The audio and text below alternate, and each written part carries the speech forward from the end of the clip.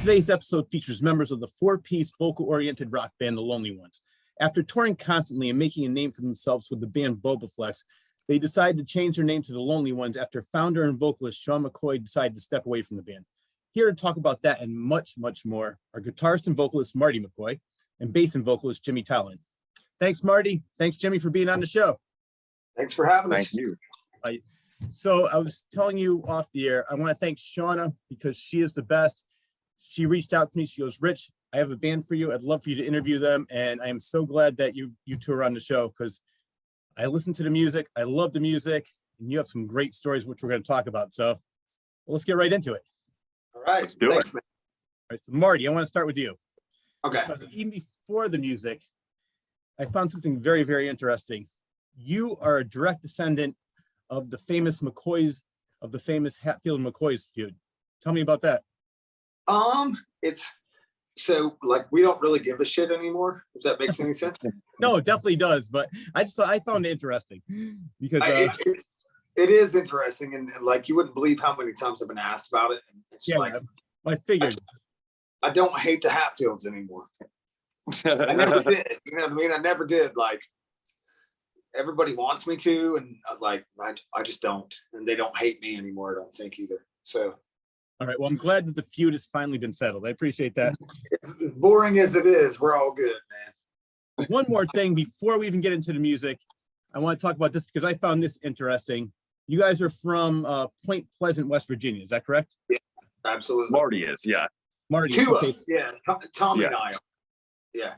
Well, that's also home of the famous Mothman. It is. He is very famous. Yes. And I'm guessing that you have no experiences with the Mothman yourself. Oh, several. You would be wrong, sir. Oh, okay. Well, I'm glad I'm wrong. I like to be wrong. Constantly, like if you grew up there in Point Pleasant, West Virginia, you know about it, you saw it. There's all kind of crazy shit happened back there. That's why I moved to Columbus, Ohio, because I was, kind of tired of the nightly visions and the huge catastrophes. I'm glad you made it safely.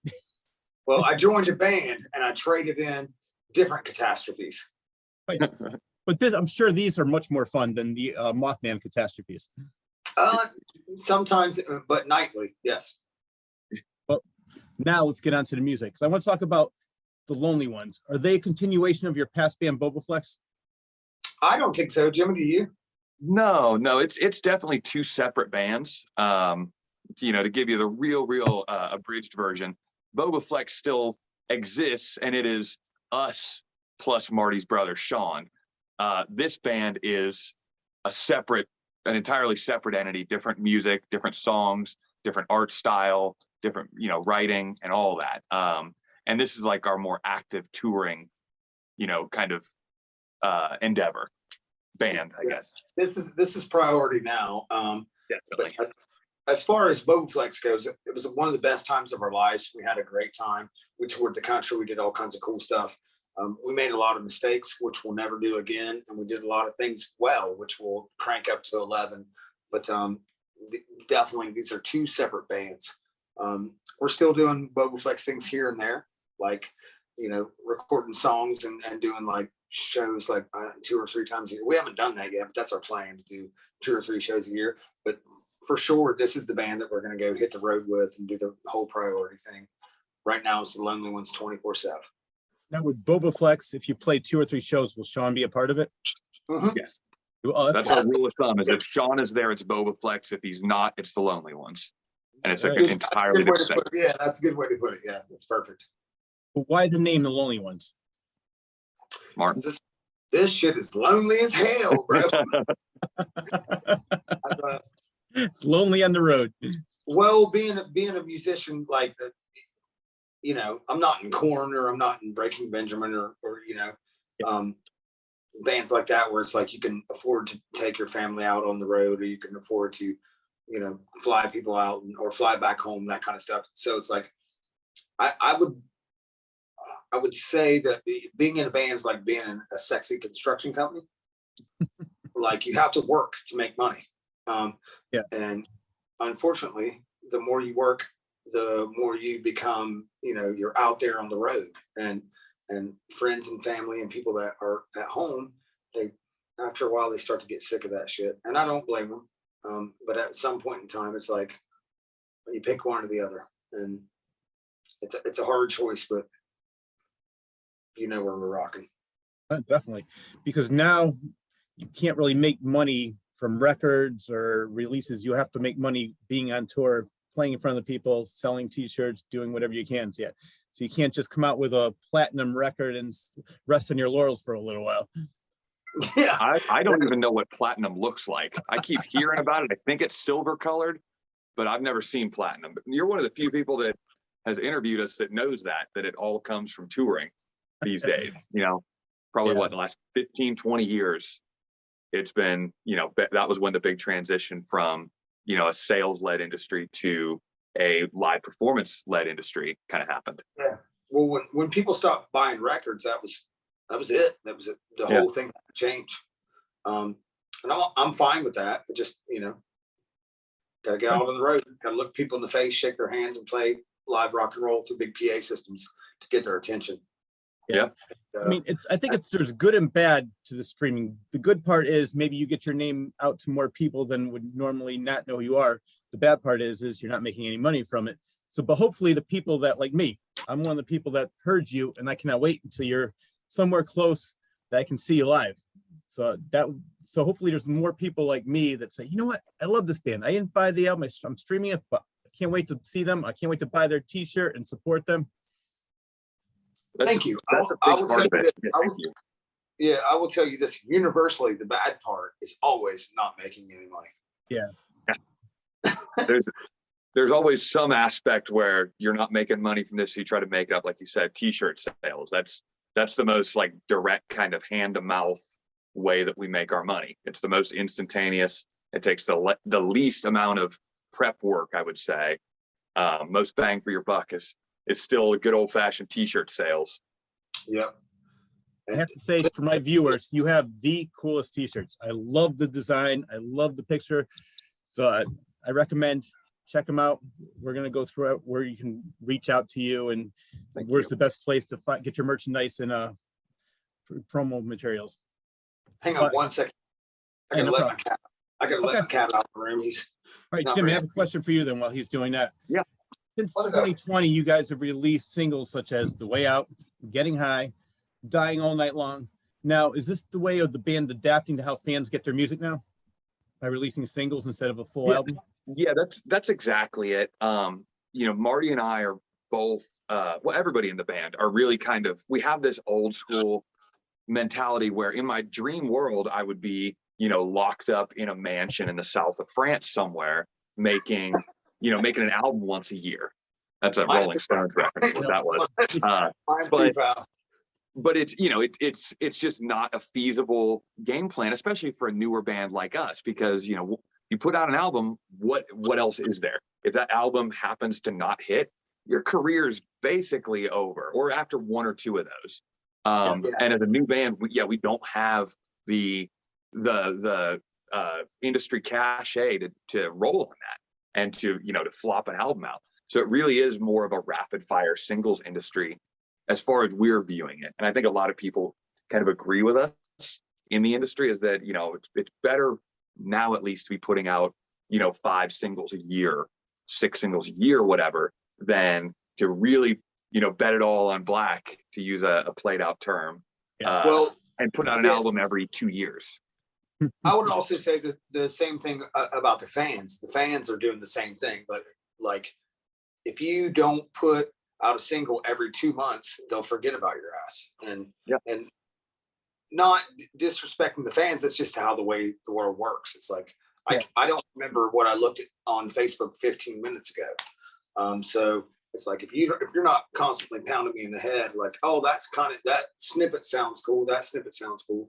It's like, you got to, just bury your head, and you just got to keep hitting people over the head with new music for them to finally catch on. And I would say I do the same thing.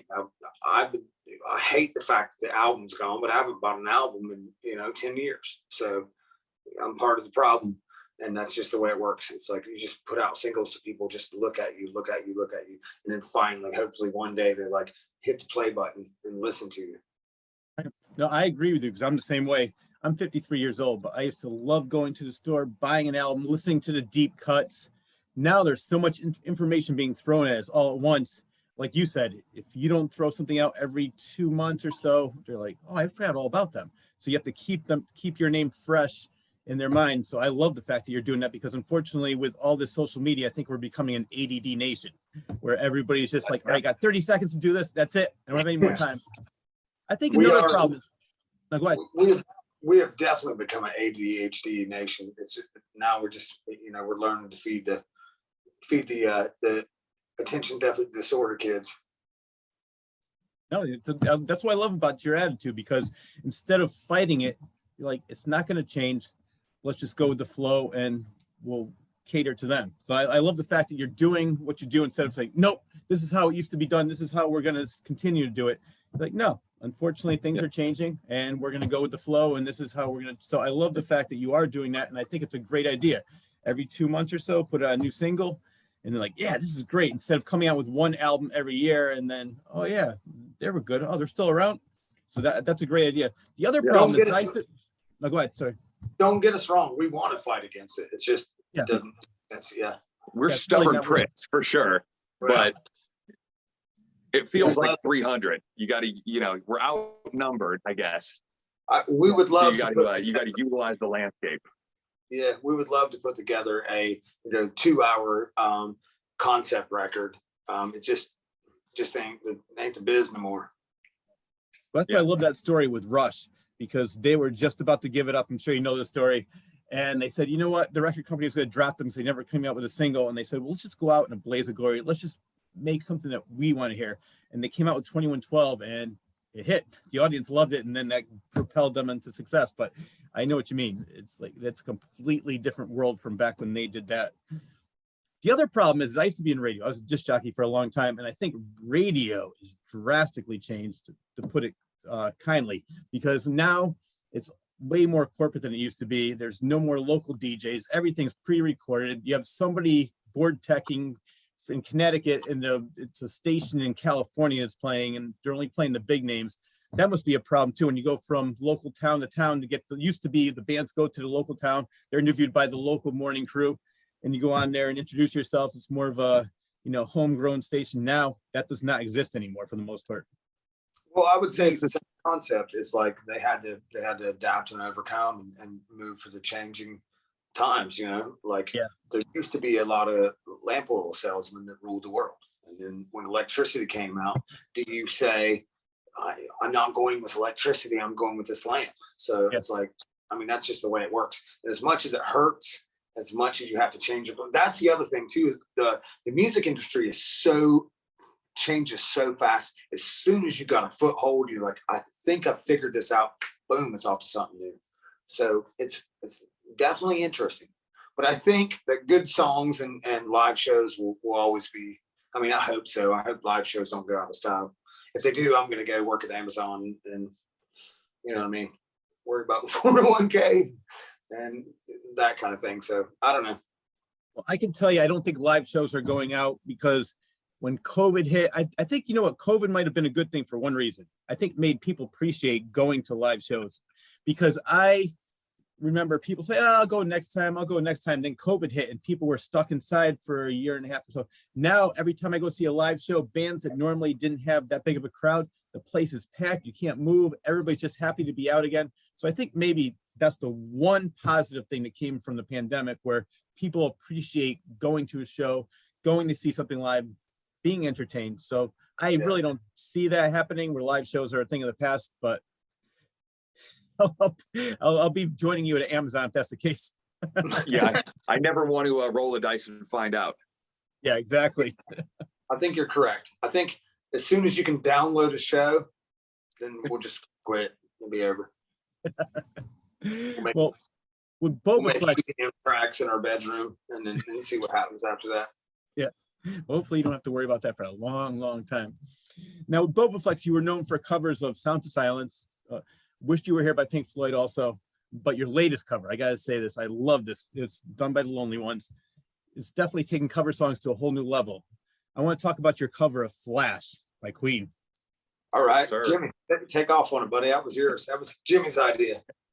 Jimmy, great idea. I love that song. I love the way you do it. I think the story behind it's kind of is funny because Marty and I butted heads on what we should do for a cover, because we got invited by Sweetwater, the music company. They have a beautiful studio there. We got invited to do a cover for a charity album for them. I don't even remember, Jimmy. I don't even remember what I suggested to do. I don't know if you made it as far as coming up with your own suggestion before I started arguing with you about whether it should or shouldn't be Flash. I think that was the first idea. You said, give me a sec, I want to think something else. I said, no, it should be this. I said, hell, he said, let's do Flash. I was like, are you out of your mind? Just the craziest suggestion ever. And he would go, it was like, I think I was home for Christmas, maybe, like back at my family's, was pacing around, talking to Marty. He would hang up, I'd call him back, try to convince him some more. And finally, he went, all right, man, you've sold me. I'm in, let's do it. And I think it was more like, fuck it. All right, whatever. Yeah. It was probably a mix of the two. All right. Fuck it, then. And finally, when he caved, I guess would be a good word for it. I got off the phone and had this moment of like, oh, fuck, I never expected anybody to agree to this. What the fuck are we going to do? I was only joking. That's funny. I really believed it now. And then, of course, it was a thing where it was like, now it's on my head. If it's not great, it's my fault, because I begged and pleaded and dragged my heels with everybody to try to make this cover. And funny. So I took it on myself. I'm like a total weirdo. This is not how I work ever. I had a notebook and wrote everybody's parts, like notes down paper, taking up pages of this notebook. And all right, we'll do this, and then we'll cut one measure of this, like a composer. And I'm not that good at it. It was, if you'd seen it, you'd think I was losing my mind. And spent like a month trying to figure that out. And finally we pieced it up little by little, cut a little bit of fat here, cut some fat there, added this, et cetera, et cetera. And we ended up having it so prepared that we did the whole thing in, Marty, it was like a total of 18 hours in the studio or 16 hours in the studio. Now, what made you decide to want to do Flash? Out of all the Queen songs, out of all the cover songs you could have done, I mean, like I mentioned before, Boba Flex, you did Simon and Garfunkel, you did Pink Floyd. Queen has so many great songs, and Flash is one of them, but I've never heard a band say, out of all the Queen catalog, let's do Flash. Our whole catalog, for the most part, and I'll give Marty credit for this, our whole catalog for the most part is a pretty big downer thematically. A lot of heavy themes.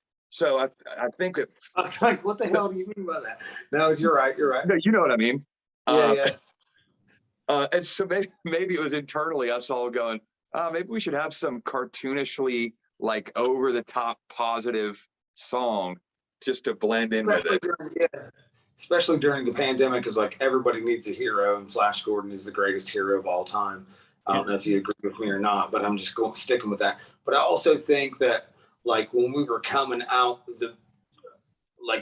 we're a new band, we're getting ready to do something, we have to do a cover because everyone's asking us, what cover are you going to do? What cover are you going to do? So we wanted to let everybody know that we weren't messing around, and that we want to do this cover where it's like every band was doing a cover. It was like every 15 seconds there's a new cover coming out. And it's like, let's do one that stops all the bullshit. I don't mean that disrespect to anybody else, but let's do something where people's heads whip around and goes, these guys are playing for keeps. This is a serious band. And that was the one. And I felt like when Jimmy was pushing it, like, it was scary. I was like, if we don't do this right, we'll get laughed out of town. If we do it right, everybody will flip their shit. And once we got the music down, which was very hard to do because it's a movie soundtrack. Yeah, it's a movie soundtrack, so the tempos are moving everywhere, and it's all this feel thing. Once we got that down and started doing the acapella vocals, it was like, okay, we might be able to do this. And then once we got in the studio and hit it a couple times, it's like, shit, this might turn out nice. And then after all that happened, we had this little joke where it's like, what if Brian May heard it and he called us up and said we did a great job? And then he did. was crazy. I want to talk Yeah, he about that reached out because to the us and great told us Shauna it was O'Donnell, magnificent. who I mentioned off the air, she's the one that helped me get this interview, and I really do appreciate you, Shauna, for everything you've done for me and also for the band. She is the one that reached out and got that song to Brian May. She did. She did. Yeah, that was her work. Her If and there's Sam one Jones thing together. Shauna can do, it's track somebody down and get them to listen to something. Oh yeah, not something, just us. He's real good at getting our stuff in. Yeah, and then her and Sam Jones like talk, Yes. and Flash Gordon himself was like, we met him like he was like 2 miles from our house. Me and Jimmy went down and hung out with him, and he was the coolest dude in the world. And he was like, me and Shauna sent this song. He said Shauna and I, because he's very educated. He said Shauna and I sent this song off to Brian May, and we were like, okay, we're just waiting. It was like, no way he's gonna hit us back. And he did, and it was like the coolest morning in my life. I woke up and Jimmy and Sean, everybody's calling me like, hey, Brian May just sent this message. And I was like, no way. It was hilarious. It was the latest Marty, because Marty and I are the two like early risers in the band. And so normally if anything happens at 7 or 8 in the morning, he and I are the ones talking about it. And that was the only time that I can remember that he and nobody else in the band woke up until like 11 in the morning. That was noon, depressed. something like that. So I was just bouncing around with nobody to talk about with it. I was fighting depression. It was during the pandemic. It was a bad time. I slept till 11. So what did Brian May actually say? He said, Martin McCoy, you are the greatest, and you also look younger than we thought you were, and your muscles are scary. Something like that. He doesn't mince words, does he? No, he doesn't. He didn't was say straight anything up. about the song, just that. Yeah, he was so honest. And then he said, and the song's all right. Well, thank you, Brian. He said the song was, he's like magnificent version. I can't do it in his accent, but it's like the song's magnificent. And then we knew that he actually listened to it because he said, and the turnaround on the hero and all that stuff was great. So it was wild. It was a good morning. Yeah, that would be a great morning. I would never get up late again after that. I would never want to miss anything. Never have. Well, we were talking a little bbit about the pandemic, and so obviously as a band that makes their living touring, what did you do to keep busy during COVID? Did any of you have to get day jobs? Oh yeah, several day jobs. Yep, we got day jobs, and then we wrote and rehearsed and like we stayed away from everybody else, but we, together we were in the room, but we made sure that we weren't. I mean, as best we could, kept everybody out of danger. But we all got tested, and once we got tested, we just kept writing, and I mean, I got, how many jobs did you get, Jimmy? I got like 4 jobs during the pandemic. I don't think I had any jobs. Yeah, you did, didn't you? Did I? I think so. Yeah. Amwell, all that stuff. Yeah. Oh yeah, I did do Amwell. I got fired from that pretty quick. No, we worked in the warehouses and stuff. We did a bunch of stuff. But Yeah, glad that you were able to go. I guess I blotted that out. That's okay. It's way more cooler. It's way more rock and roll to say we did not work during the pandemic. It's way more rock and roll to say I got fired from my job, and I don't even remember it. I have no idea why I got fired. I don't think he's lying. I think he's telling the truth about that. No, yeah, that is true. I was let go. Well, you know what? I'm glad good at those days anything are else behind besides you. music. You're back to rocking and rolling. Yeah, yes, sir. Now, to being locked down for so long influenced the music at all? Yeah, absolutely. It was, if you listen to the lyrics, they're all very sad. They're all very depressed. It's a weird thing to get, and we're lucky. So by no means do I think I had it the worst. But it's definitely a weird thing for everyone to take away. Once the Tiger King was gone, what did we have left? And everybody was very, people lost family members, people lost, careers, people lost businesses, people lost, it was bad. And that's all you saw all day on the TV was, just the stacks falling. And you thought it was going to be over in 2 weeks. And then you thought it was going to be over in a month. And, all of a sudden, a year and a half, you raise your head out of the cave and things are devastating. And so it was depressing. It was rough, but I'm lucky. I'm one of the lucky ones. Glad. Yeah. Now, actually, I want to talk about that because I just saw a recent post on your Facebook, and you talked about how your music is a little dark sometimes. You mentioned the song "The Way Out." you said that if you were brave enough to deal with the extremely heavy subject matter. Let's talk about that song. Yeah, it's very heavy subject matter. It's about two people that have, you know, suicidal ideations, that don't want to be here anymore. And then they met each other and they decided together that let's both get out of here and we'll meet each other on the other side. And it's a dark story, but it's also very romantic, and it's a love story. I don't know. I don't know where that rates in the Danielle Steele romance novels, but Shakespeare's pretty high up. That's close. Yeah, I was gonna say Romeo and Juliet. Yeah, right. Yeah, it's very Romeo and Juliet-ish, but modern take on, you know, the world going to shit. And I don't believe the world's going to shit. I believe we're in a rough place right now, but I believe human beings can lift each other up, and we'll get back out of this. But there for a minute, we all hated each other and we all blamed each other for everything. And it was a dark time. And I think that like you said earlier, the pandemic definitely moved those songs in a direction that, good or bad, that's where it went. What are some of the other subjects that you write about in your music? Basically the pandemic and everything. Just kidding. You know, sex, drugs, and rock and roll used to turn me on when I was younger. Yeah. But now that I'm older, it's like the dark side of the life and the stories, those kind of stories, and very personal stories. That's what turns me on now. So that's when, I mean, I don't write all the lyrics, but like when I write them, it's very much personal and usually about some bad shit going down. Jimmy, do you write some of the lyrics as well? A lot less than Marty, a couple here and there. You have some zingers there. You got some pretty good zingers there. Yeah. I was going to mention that because I love this band, because there's so many great, it's not just one singer in the band. There's so many great singers in one band. And I love it. You guys are very melodic, as I mentioned in the intro, and it's just vocal oriented. So I'm a huge fan of the band, and I want all my viewers to check them out if you haven't heard of them already. Thanks, Thank man. you. Well, if you can't sing, you can't be in the band. Okay, well, It's important. I guess I'm gonna throw out my audition tape then. Come on. Well, listen. All right, well, during my research, I heard Jimmy say something that I completely agree with. You were talking about that many bands, they don't even think about this.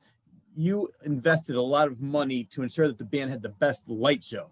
Most people say, oh, well, who cares about that as long as we're a good band. I love the fact that not only do you want to be the best band, but you also want to put on a great show, because I always say that to people. I said, I don't really care about, if I want to just hear a band play well, I can stay home and listen to the CD or watch the DVD or whatever it is. I love to go and have an experience, see a great show, and the band's all about that as well. Yeah, you know, we've done, I mean, I can't speak for Marty, but I know I've done close to 1,000 concerts, or played close to 1,000 concerts in my life, from, little pool halls all the way up to giant festivals and all the way back up and down again. And there's, you can, whether people are conscious of it or not, there's a much different reaction that they get. Their energy comes off different when the light show is more like a concert than, okay, I'm playing at the karaoke bar. And, we're all, obsessive when it comes to, like you said, being a good band, playing tight, singing well, all that. But speaking only for myself, I was always more interested in the performer part of it. I didn't like the perfect jazz players and I'm not going to, tear anybody down, but the shredder guitar players that stood still and looked at their hands. I liked Jimmy Page, Slash, and Joe Perry, guys like that made it a show. They embodied something on stage. And that, a mixture of that and the light show, that to me is really almost the priority over the sound of it, because people are going to remember what they saw, I think, more than what they heard. Obviously, like I said, we obsess over the sound too, but if you don't look good doing it, whether that's lights or your clothes or any combination, you're just going to blend in with every other mediocre guy who's a great guitar player. I would agree. I think it's a mixture of both. I think you got to nail the songs to the wall, and that comes from repetition, rehearsal, and stuff. It's like get the songs, nail them to the wall, then jump off the thing.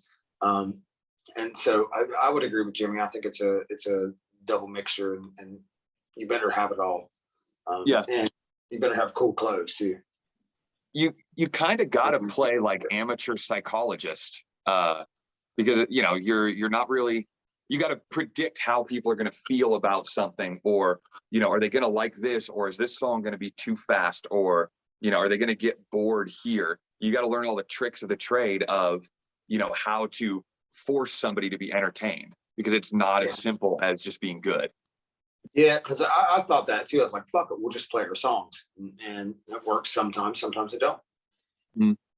There's like, fuck, we'll just do what we do, and no one tells us what to do. And it's like, done that a couple times, like, well, that crowd didn't give a flying shit about our vision. Yeah.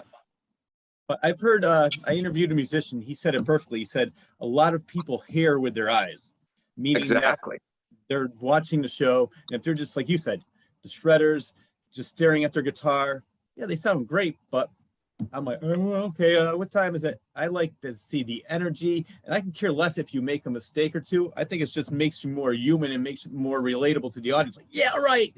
And I enjoy that. So that's definitely another thing that I respect about the band. Not only are you great musically, but you also know the importance of putting on a good show for the people. Exactly. I think you should do a backflip while nailing every note to the wall. Yeah. I want to see that. I'll give you $100 right now if you can do that. Yeah. I need the $100. Let's do it. Okay. I want to talk about, well, actually, before we go on to that, because from what I saw, you're going to be going on tour pretty soon. The Lonely Ones. Yep. Thursday. Day after tomorrow. Thursday. All right. So where are you going to be touring? This is all going to be upper Midwest stuff to start. Mostly Ohio, Michigan, West Virginia, Kentucky. I believe it's all around there. And then from there, the last week of the month, we're going to be heading down south to the Gulf of Mexico. So yeah, it'll be like a couple Tennessee shows, one in Nashville, Huntsville, Alabama, then a couple shows down closer to the Gulf in Mississippi. And then after that, we play some more in Wisconsin. Right now, we're really focusing heavy on the eastern half or third of the country. I can't wait, Jimmy, for it to be warm. Are you excited? Oh my God, it's almost there. I feel like Rich, where are you at? Where are you living at? What's the weather like there? Right now, today was 60 degrees with wind, so it felt like it was 45 degrees. I am a 95-degree hazy, hot, and humid type of person, so I love the heat. Humidity doesn't bother me, so I will take the heat any day. And right now I'm in Connecticut, and it's getting there, but it's not quite how I like it. Yeah, I know. Yeah. Ohio's like cold and rainy for the next month. Yeah. I love Ohio, but I'm ready to go down south. I'm so ready for it. I can't wait till my arms get burned up and all my shirts, all my sleeves blow off my shirts. Well, hopefully when it gets warmer out in the Northeast, you can come up here and play. Absolutely. Oh, yeah. Definitely love to see you. You're also playing a show I want to talk about. It's called the Northwoods Rock Rally, which is August 18th or 20th. Let's talk about that. It's a good show. Like that festival has grown and grown and grown. I remember hearing about it when it first started. I think it was like, I don't remember. I remember it's really small but every year it's gotten bigger and bigger. And the festivals I love playing every show. Don't get me wrong. I love headlining. I love opening. I love doing all that stuff. But the festivals are something special. There's 10,000, 20,000 people. They've never heard you before, or, 200 people know who you are and they start cheering. That's infectious through that crowd, and it spreads. And then you get to meet, it's like a big family reunion. One guy that you met, maybe teching for Avenged Sevenfold is, they're off the road and now he's working for this guy. So it's like backstage is this big family reunion. It's so much fun. I love the festivals. I can't wait to get back on that circuit.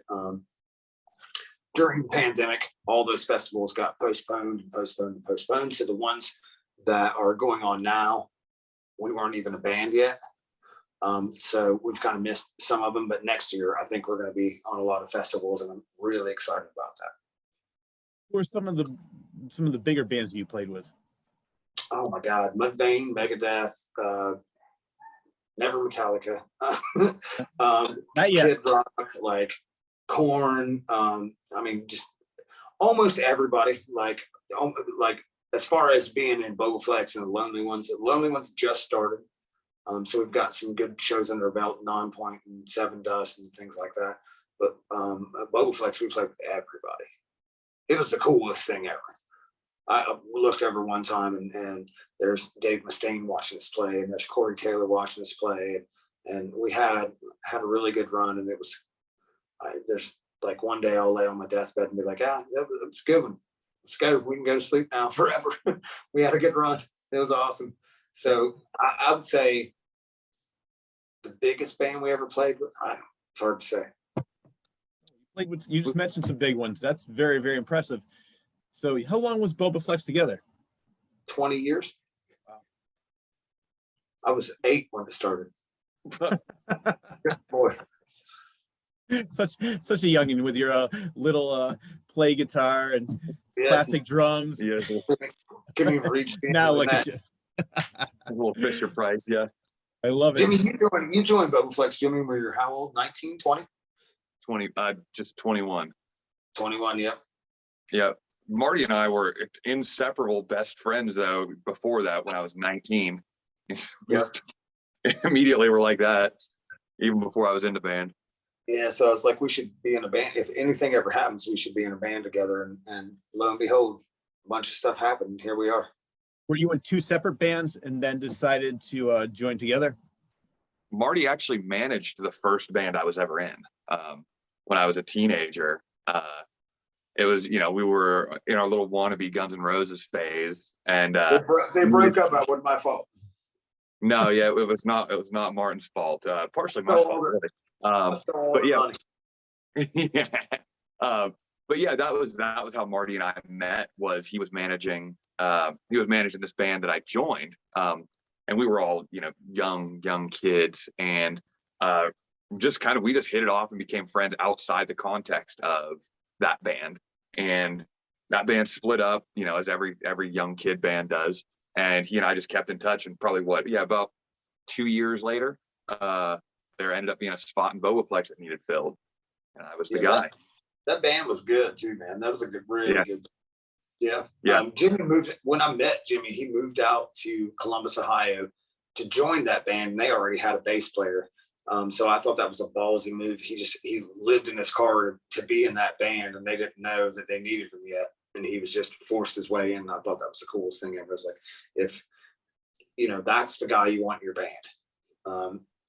And it was a great band. And then when everything, our bass player left in Bobaflex, I was like, let's get this guy. And everyone's like, let's have tryouts. So I secretly told Jimmy when his tryout was, and we talked back and forth and learned the songs together. So Jimmy just come in and smashed everybody under the table. And everyone's like, he's got the gig. I was like, it's weird, man. He was born for it, but they didn't know that I was secretly. Crazy how prepared he was. Yeah, hanging out. Almost like we hung out every day and played the songs together. We were playing the songs together, and he just came and just knocked everyone's head off. So yeah, it was one of those kind of things. And then once, Bobaflex came to an end, it was just a natural progression. It's like, hey, we like playing music together. Let's just continue doing this. Glad that happened then. What's the origin of the name Bobaflex? Star Wars, Boba Fett. But we changed one letter so that we wouldn't get sued by Lucasfilms. And it was this thing that we said, and like we were, it started back in, I think, 1998 or something like that. And it was this fun little band that we had, and we had to come up with a name. So my brother said it and put it on the flyer. I was like, yeah, whatever. And handed out these flyers, and tons of people showed up, and they really liked it. So it just stuck. It's an awful name. I wish we had a way cooler name like Kiss or Poison or something like that. But it stuck, and it was fun. It was one of the greatest times of my life. Definitely a memorable name. Bobaflex. Yeah, one way or the other. Some people go, who is that? I hate that name. And some people's like, I love the name. So just never know. I love it. So I mean, before I knew what it was, I felt like, a Star Wars character going to the gym. That's what I always correlated it with. So right there. Boba Fett. There was some smart psychology to it because it kind of tricked people into thinking they'd heard of us before they had. So they, it kind of did. Oh, I think I've heard of those guys. I'm going to check them out because you either heard of Bowflex or Boba Fett, and there are people that go, I've definitely heard of you guys. I knew they hadn't heard of us, but it would get them to check us out. I know who you guys are. I go, no, I don't think you have. I don't think you do, but I'll let you think you do. So you buy a CD. Yeah. And now you did hear of us. Now you like us. So it worked out very well for you. I like that marketing. It was a wonderful time in my life, and I miss it very much. And I'm very happy that it happened. Yeah. Well, now it's just moving on to the next phase, which is going to be even better. I can tell. Yes, sir. You guys must have some great road stories. I do want to talk about one in particular. It's the time your RV hit what you thought was a coyote. Yeah, it was a person. I don't mean to laugh at that, but let's talk about that story because there are some humorous parts to it. But there was a drunk dude in the road, and we were hauling ass down the highway. I think we were going to what was it? Let me cut you off, Marty. I've been in the band for like 5 days at this point. No, I forgot about that. Yeah. And you were asleep. I was asleep on the couch because we didn't have enough beds at that point. We were heading to the biggest show you'd ever played in your life. Yeah. Yep. What was it? Sonic Boom? Sonic Boom. Yes. Sonic Boom in Madison, Wisconsin. And we were hauling ass overnight, and it was foggy. You couldn't see anything. And all of a sudden, like, I'm laying in my bunk. My brother's in the bunk next to me. We're awake for some reason, or almost asleep. And all of a sudden the bus goes boom, like that, goes thunk and hits something. And my brother and I don't know why we knew this, but we both leaned up and go, that wasn't a deer. And we walked up to the front, and the bus driver is like pale white, and he's still hauling ass down the highway. He goes, I think it just hit a person. And my brother goes, fuck it, it's all over. Everything's done. Pull the bus over. Everyone go get jobs. This whole thing's over. We just killed somebody. So we pulled over. The cops come finally. Like, we called the 911s. Like, I think we hit somebody, that kind of thing. And the cops came, and they told us that the guy was wasted in the road, and there had been about 10, 15 calls that he was in the interstate, walking around. So it wasn't our fault. It messed him up. I won't go into the details. He survived, but it messed him up. But they let us go, and they said, it's not your fault. It's his fault. You're not supposed to be on the interstate, and especially drunk in the middle of the night. Yeah, in the middle of the night, So we went off and played. The cops came up and took all our IDs and stuff, and Jimmy never woke up once. Yeah, that was how I found out about it. Was I was so new in the band that nobody knew my full name. So I was asleep on the couch, and Sean, Marty's brother, woke me up and asked me for my middle name. And I just told him and rolled back over and went to sleep, and had this thought in my head, like, Jimmy never caught the whole band's over. We killed somebody. I had this thought in my head, like, why did he just ask me my middle name in the middle of the night? That's weird. And I turned over, and our sound guy was standing there, and I asked him what was going on. And he told me, well, yeah, we just creamed some dude on the highway. And I just went, is anybody going to jail? And he went, I don't think so. I went, all right. Just put the blanket back over my head and went to sleep. So it ended up being okay. And then the next day we went and played in front of 10, 15,000 people or something. Yeah, it was about 15,000 people. Yeah, it was wild. I'm glad you're all right, and I'm glad he survived. So there's a good parts of that story, but that would have been scary. I can't imagine going through that.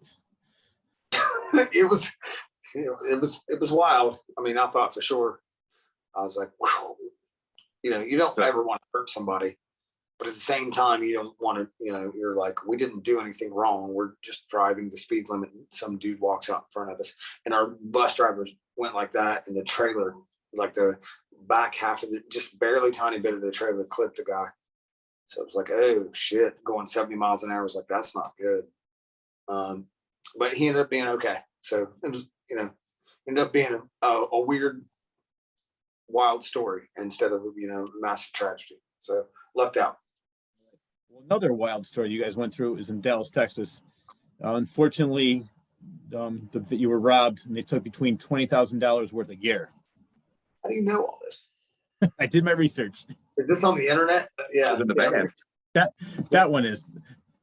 We just got off tour with Mudvayne, and we finally, like, we were in a van and trailer, and it was a 2-month tour. And after we played the last show, it's like finally we had enough money to get a hotel room. So everybody just bolted out of the van into the hotel. We've been sleeping in the van for 2 months.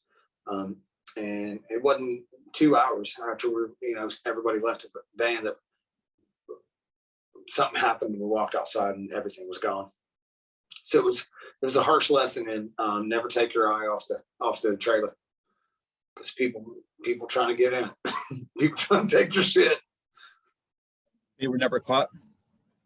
No, all of it was gone. I lost one of my favorite guitars, like a guitar that my dad gave me when I was younger, and all kinds of shit. Clothes, everything was gone. And, I mean, whatever. We survived. We bounced back. We got new stuff, and then we learned to sleep in the trailer with one eye open. But you played a lot of benefit shows to raise money. What is it? But you played a lot of benefit shows to raise money. Not really. I forget what happened with that, but we have since played a lot of benefit shows to raise money for other people, because we've been in that situation where you're totally fucked, and it's a bad situation. So if we can help and we have the time, we'll do it. It's a helpless feeling. Yeah, for sure. I'm glad that's another incident you all survived and you moved on. So Bobaflex was playing, you guys were doing very well. What happened where the band decided to, I know why the band decided to call quits, but something happened with the record label, and you had to, you lost all the rights to your songs. What happened there? Oh my God. I don't mean this to be a downer interview. I just want to go through all the... We're not allowed to talk. We're actually not allowed to talk about that. Okay. Yeah. But right, what no problem. What happened was we just come out on the other side somehow. I don't know how that happened, but a bunch of crazy shit happened, and all of a sudden we're independent and we're screwed. And then we wrote "Bury Me With My Guns On." We hit the radio, and then everything changed back in our favor. It was a good thing. Well, then tell me about BFX Records. That's what we said. We'll just start that record label, and what'll happen is, if something bad happens, we won't go bankrupt and we won't drop ourselves. So we've got our own backs, and it worked really well. There's lots of ups and downs running your own record label and being your own support, that kind of thing. But we got lucky enough that we had some pretty big momentum to be able to coast on for a little while. I'm glad. Were you ever offered a major deal from a major label? Absolutely. Yeah, we turned several of them down because we just didn't know what was happening with the industry. The industry was so fucked at that time. It was like they could all be fucked. The whole thing could come down. Nothing against the major labels or nothing like that, but it was like, with streaming and all that stuff was all started to happen all at that time. So it was like this whole model could go away. It didn't. I mean, it went away as we knew it, but some people beyond repair. Yeah, some people survived. So it was like, but we were just scared to go down that road again. Like the label that we were on crashed and burned, and it was a pretty big label. So in order to get out of that legally, it was a nightmare. So we just didn't feel like we could survive that again. So we just stayed independent. And there was really great things about that. And there was really, black sheep of the family things about that. But in the end, we got to keep all our records, and people are still listening to them. So in your face. I think that's a great thing. Plus, do you feel you have more creative freedom with your own label, where you don't have to worry about saying, well, we don't like this. This is how we want it to sound. Oh, we had nothing but creative freedom. Oh, really? Okay. We did some wild shit on our own label. Now looking back, I'm like, I can't believe we put that song out, but it was cool at the time, and I'm very happy about it. It was a blast, and Jimmy was a part of a lot of that. The BFX Records era was when I joined, so I never knew anything but creative freedom. Oh. Yeah. you just coast through everything. You're falling asleep while you're hitting people. Yeah, it's, you know, Life is pretty good for you, Jimmy. yeah, I found strutting with your eyes closed to be a good strategy for a lot of this stuff. It's a lot less stressful when you're not worried about anything. I love it. His position has changed since he's been in the Lonely Ones. It's Yeah. you know 7:30 in the morning, phone calls and coffee all day long between the two of us. So you definitely don't get to strut through it anymore. No. But you guys were touring constantly, 100+ shows per year, and you played all the lower 48 states. Yeah. Yes. Always on Yeah. the road. I actually just crossed off Vermont off my list. That was the last one I'd never been to, and that was a couple months ago. I finally got to go to Vermont. Never been to Hawaii or Alaska. Yes, now it's the same for me as of like last November, October. Yeah, I'm dying to play Hawaii. Not so much Alaska. I never go there, but Oh, I want to play Alaska bad. I'd rather go to Hawaii myself. I'm with you, Marty. I love Yeah. the heat, and I'd love to play in Hawaii. Just to go The to Hawaii. Keys. We've never played the Keys, so I'm dying to go play the Florida Keys. Yeah, that'd be cool too. You ever been in the Connecticut area? Oh, Yeah. absolutely. Yeah, Where'd you play? we played. What's the big spot in what's that spot we played with Il Nino, Marty, on that tour where I'm not gonna say any names, but somebody hung the trailer up on that pole. Was that Hartford? Yeah, it was probably the Meadows. Yeah. The what's the big venue in Hartford? Right Probably on the corner. Meadows. No, it's got the weird turn. What is it? Hartford? Shit, I don't know. It might not have been Hartford. It might have been a different city. And No, it was Hartford. It was it Hartford? Yeah, when he's taking that turn, it was something. Shit, what is it? You know, Was it an outdoor theater? No, it was a big brick building, wasn't it? Okay. Yeah, it's Like a huge brick building. Yeah. I've probably been there before. I can't think of what it is. 'Cause I know Yeah, there's the Civic Center, there's the Meadows, and down the street there's the Oakdale, but that's in Wallingford. But Man, it's like I said, man, I've played close to 1,000 shows. They're starting to blur together a little bit. I've fought that for a long time, but I remember what the building looked like. I remember the inside. I trust Marty that it was Hartford, but I personally don't even recall that. But it's been probably 3 or 4 years since we've been in Connecticut, right? Yeah. It's been a minute. What the shit is it called? I can see the building. There's two stages. There's one on the end, the big one, and then the small one on the shit. What is it called? I don't know. Oh well, either way, yes. there was a great club in West Hartford called the Agora Ballroom, but that was years ago though, so that hasn't been open for a while. But that was probably that would have been a good one you would have played at, but that would have been more than 4 years ago. But either way, I'm definitely looking forward to seeing the Lonely Ones come up this way and see in concert. Now we talked about this because you said you prefer, not that you don't prefer, but you love the large festivals. But do you play any more of the club settings as much? Oh yeah. Oh yeah. As a new band, that's kind of where you make your bread and butter. That's how you survive, is doing those, and then you grow through opening for larger acts, whether it be at festivals or theater shows, mini arena shows, stuff like that. But yeah, for a band our size, you really kind of you lay your head in clubs and small music halls a lot. Yeah, it's very personal shows right now. We'll play amazing clubs and then we'll play complete and total shitholes, and we enjoy every one of them. But right now we're spreading the word and letting people know, because we get it all the time. We're like, "What?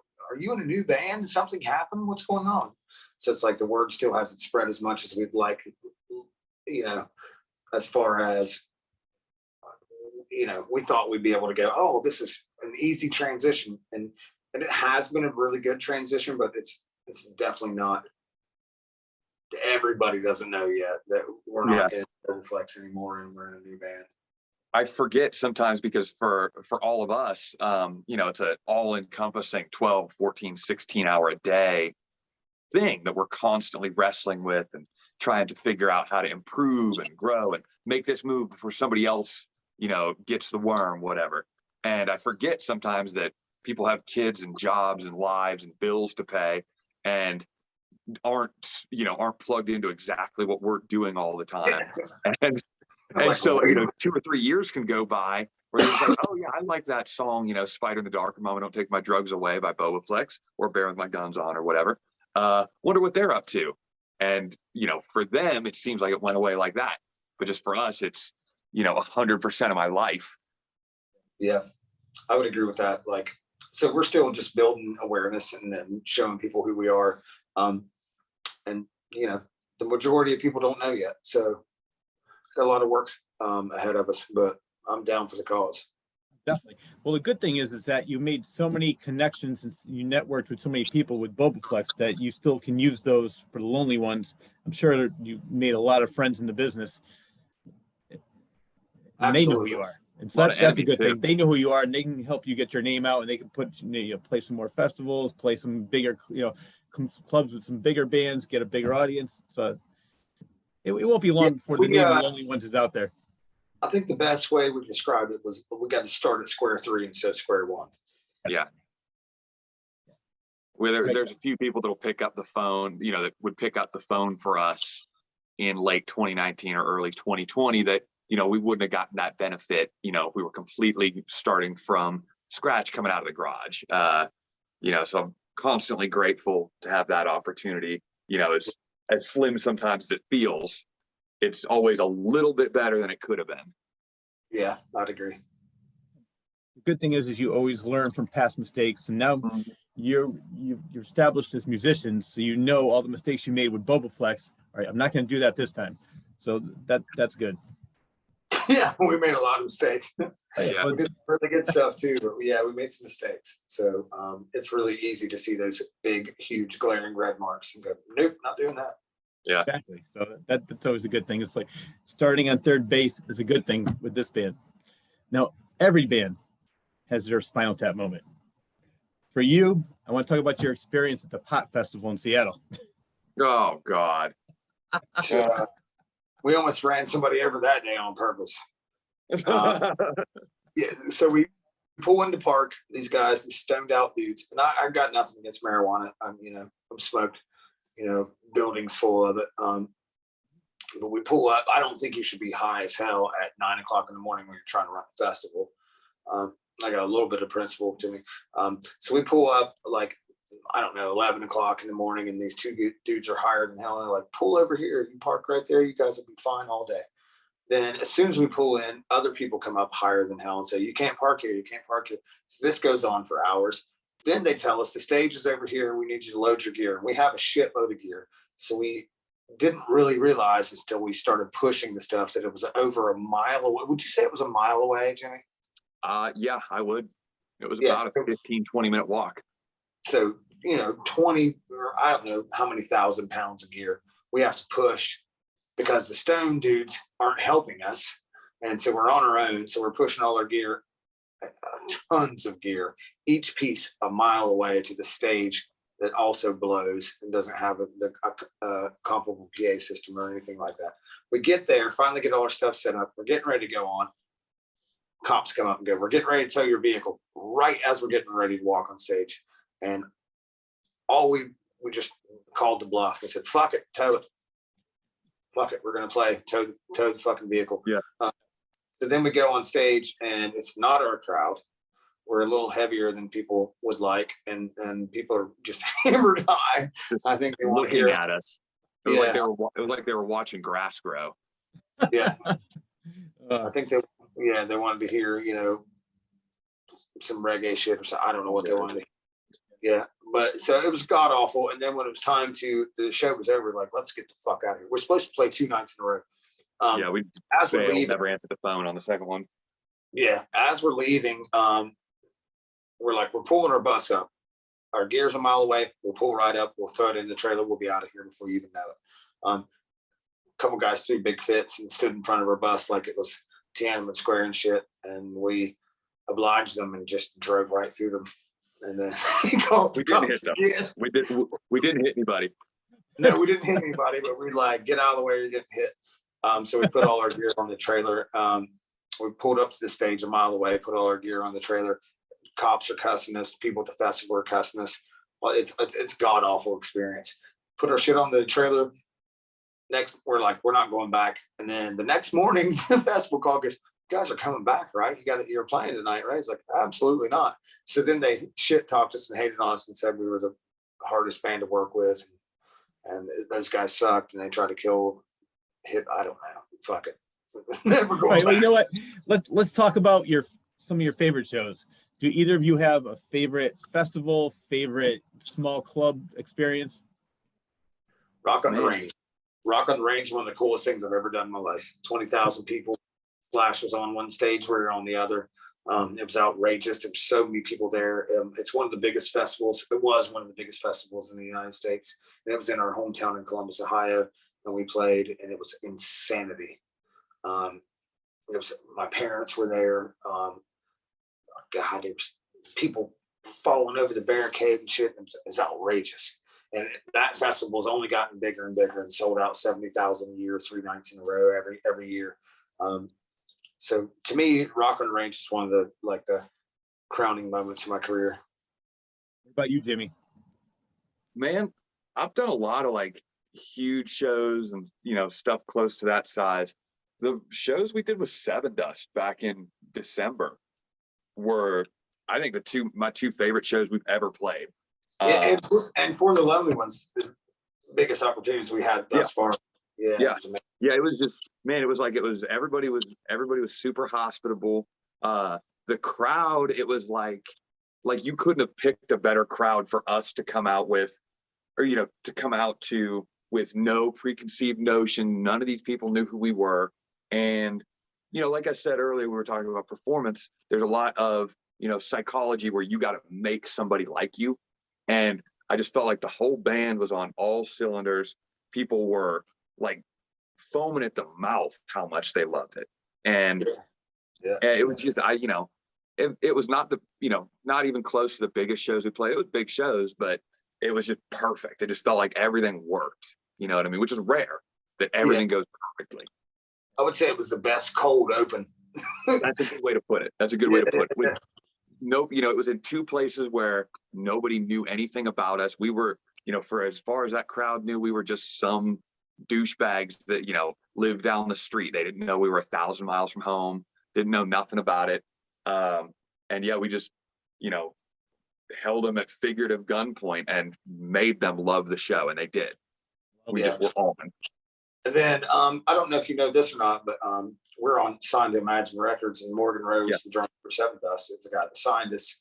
He was an A&R guy, so just being able to play with Seven Dust and having him come up before the show, and be like, "Hey guys, it's good to see y'all," and then after the show, everybody in Seven Dust coming up and talking and stuff. It's just one of those moments where you felt like you belonged and felt like, you know, you did your job and you did it well.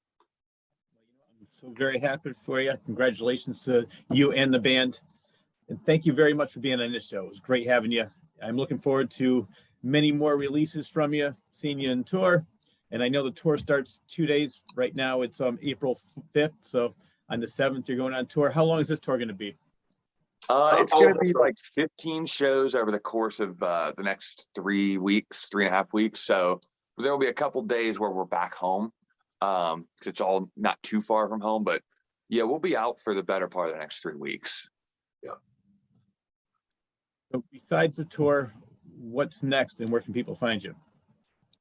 We are, you know, wherever you get your music. It's really quicker for me to just say that than to give you the real list. If you're looking for something specific, you know, like we were talking about merchandise, you can go to thelonelyones.net. .net was way cheaper than .com, which is hilarious to me. I think that's cool. We have a .net website. thelonelyones.net/store. That's where you can get all our merchandise. thelonelyones.net/shows. That's where you can go check out all of our upcoming concerts. Wherever you get your music, that's where we are. You know, in this day and age, everything is everywhere. Social media, you know, take your pick. We're on there. I'm on there acting like a fool, telling dumb jokes or whatever every day. And talking about the band too. So is Marty. He and I do a lot of the social media. You know, wherever you go. If you're asking questions on social media, it's either me or Jimmy. So yeah. All right. Well, I appreciate once again having you both on the show. Love to have you back again sometime soon. Good luck on the tour. Thank you, buddy. All right. Have a great night. You That too. wraps You up as the well. latest episode of the Claus Corner. A huge thank you goes out to guitarist and vocalist Marty McCoy and bass and vocalist Jimmy Talland of the Lonely Ones for being on the show. I would also like to thank John Bristol of Elmwood Productions for always doing a superb job editing the show and making it available each and every week.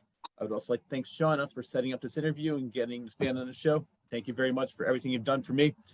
And last, but definitely not least, I'd like to thank you, the viewer, for tuning in every day. Enjoy your day, everyone. It was awesome.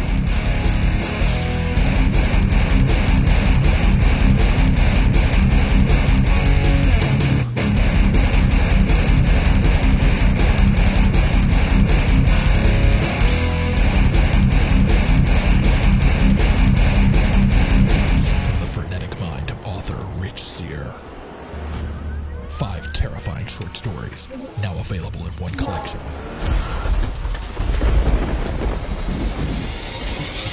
Confessions of a Frenetic Mind, 5 tales of blood-curdling terror, available on Amazon and Barnes & Noble.